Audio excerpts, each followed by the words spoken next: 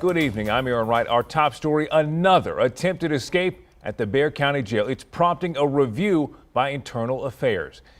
The incident happened yesterday afternoon when Pablo Huerta was found in a cell used for inmates waiting to be released. Eyewitness News reporter Jaleesa Irizarry has more on what this means for the facility already not in compliance.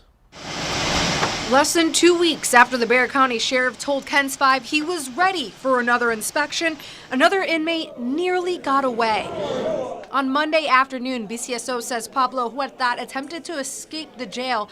A deputy noticed Huerta didn't arrive in his newly assigned unit and began face-to-face checks. Booking deputies later located Huerta in a cell used for inmates pending release. He never left the secured area of the jail, but is now facing an attempted escape charge. Sheriff Salazar and his staff. This comes just days after Sheriff Javier Salazar faced the Texas Commission of Jail Standards after the jail failed its inspection and was deemed non-compliant. In that meeting, Sheriff Salazar said changes were being made to address the list of problems the jail has, including 5 reported inmate deaths and 7 erroneous releases. There have been some issues, some larger than others, that needed to be remedied, and sometimes those remedies looked like new policies or tweaking a policy here or there. The sheriff would not make himself available for an on-camera interview today, but in an email we asked his spokesperson if any additional policies would change due to the close call. The reply, if practices need change, administration will further evaluate the situation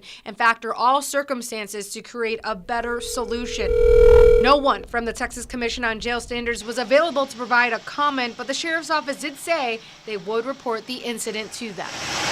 Jaleesa Irizarry, KENS 5 Eyewitness News.